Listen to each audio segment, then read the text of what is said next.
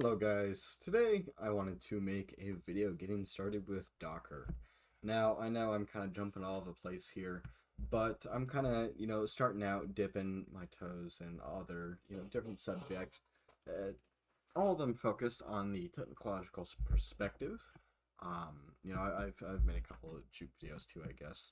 But there's a lot of subjects that I love to get into.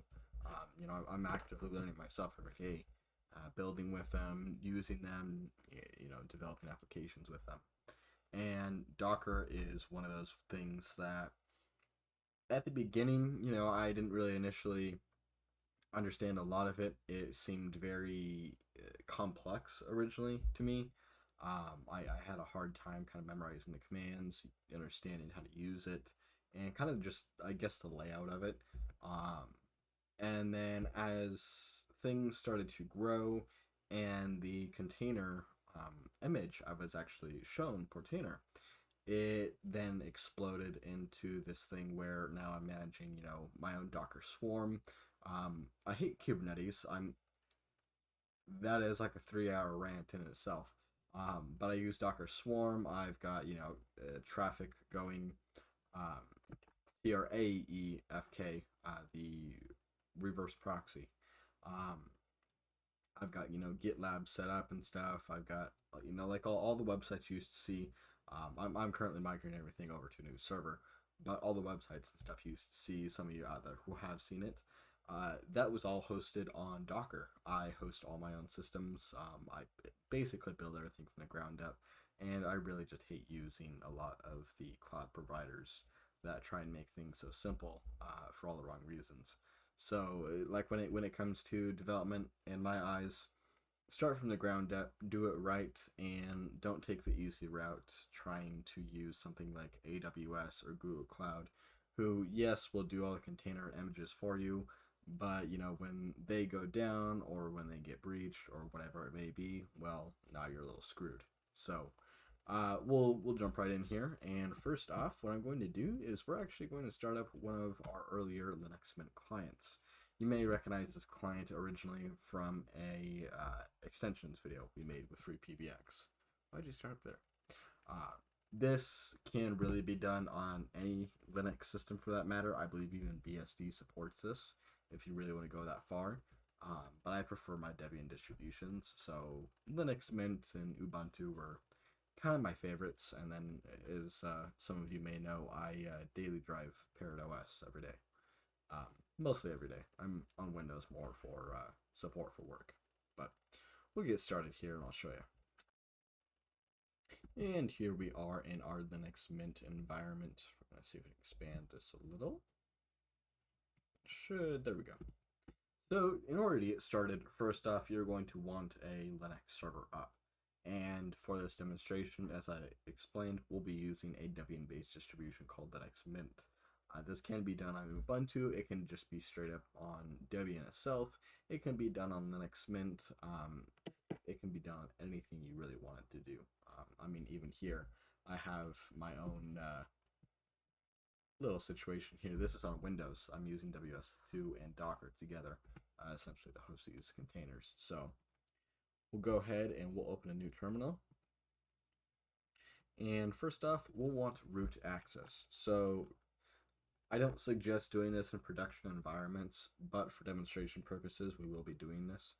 You should always use sudo, or even better, do as when you are performing this work. Otherwise, if it's a development environment, something that's not necessarily connected to the internet, shown to the internet, I should say, exposed, you don't need to necessarily worry about it too much. So we'll get started with sudo su and our password. Okay, so now we have root access to the system. What's next? Next, we're going to run apt update. What this does is it coordinates with all of the package repos that this system uses. Sorry, can't think, words hard. What we're doing is we're getting the list of packages that are available from all of these repos so that we can perform updates, installs, and all that without constantly having to go back and forth and constantly updating. So now that we have that updated, we're going to run apt install docker docker-compose, and I'll show you why, and then docker.io. And you'll get a prompt like this. Go ahead and just hit Y, or you can just hit enter. And now what it's going to do is it's going to install Docker, Docker Compose, and then all of the sub packages or dependencies that Docker requires. Okay, so now Docker has been installed. Let's check its status. We can do that with systemctl status docker.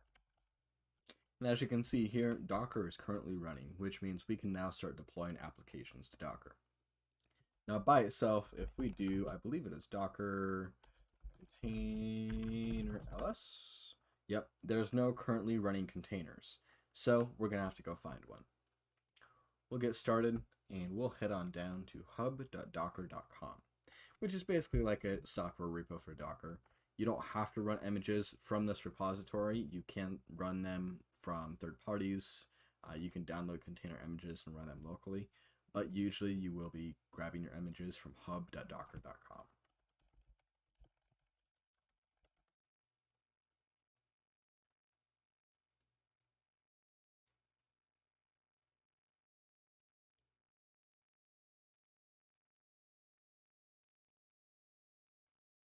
Now, as you can see here, Docker Hub is ready to search, and we'll search something that I like to use myself as a web server, NGINX.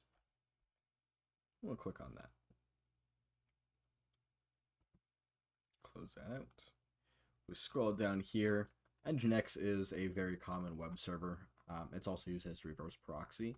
It is super fast, super easy to use, and there is also an enterprise edition for it for reverse proxying and kind of just managing everything autonomously. I can't speak for the love of God. So as you can see here, we can easily just start running NGINX with this. So what we're going to do is we're actually going to create a folder now. And where did that folder go? There it is. We'll just call this Webserver.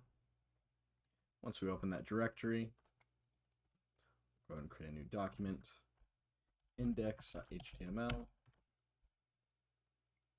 and we'll write some hacker code. Head,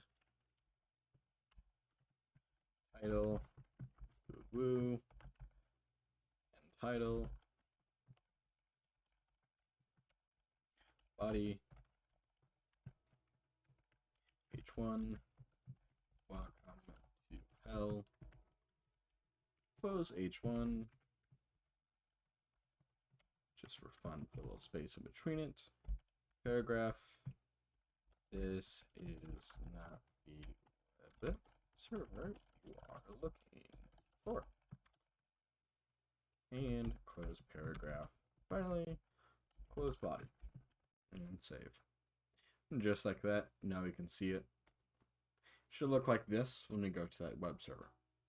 So, we go back. We're going to scroll on down. As you can see here, command is given to us, and now it is up to us to adjust it. So, we'll go ahead and clear our terminal and start with docker run name our new web server -v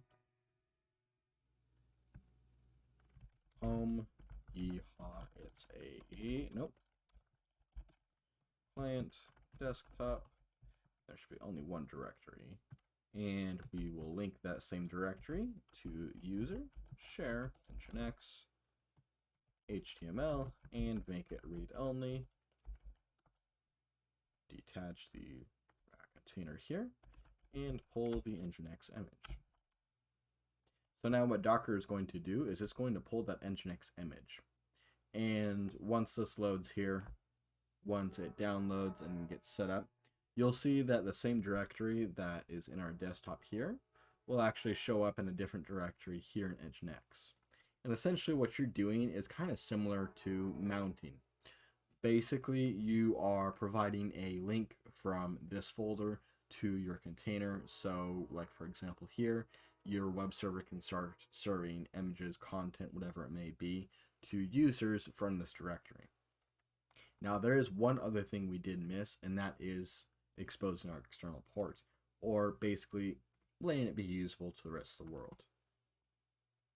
So we'll let this load here. I am on a slow connection here. I'm still running on AT&T wireless, not the best thing in the world.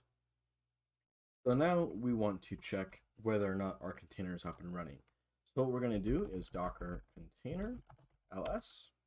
You can see that our new web server has been successfully deployed. However, because we never exposed that external port, if we go localhost :80, you can see that both HTTP and HTTPS cannot connect. Firefox does this weird thing. I don't like it myself, where it connects to HTTP and then HTTPS, regardless of egress. So what we're going to do, because this is not a swarm service, we're going to have to take down this container. So docker container stop our new web server, and then we're going to go and remove this container. We scroll back up here to our history. Next, as you can see here, under expose an external port, it is host :container. So what we're going to do is we're just going to run 80:80. We come back here, -p host container. What this means is the service that is running on port 80 in the container will be exposed to port 80 on the host. So, for example, if you have multiple other web services running without a reverse proxy, you may have port 80 exposed on the container itself, but you may want to expose the port on the host, for example, like a server or whatever it may be, on port 1978. So we go back here and we do localhost again. You can see our web server is now successfully running. And if we ever want to put anything else in here, we can do like my first doc.txt, and then my first doc. As you can see here, it's empty. So then beans and beans, just like that. We've now harnessed the power of Docker to start up a web server for shitposting. So Docker is a whole lot much more fun than that, and I highly suggest you take a look at hub.docker.com for more. I will plan on covering a lot more information as I build these videos.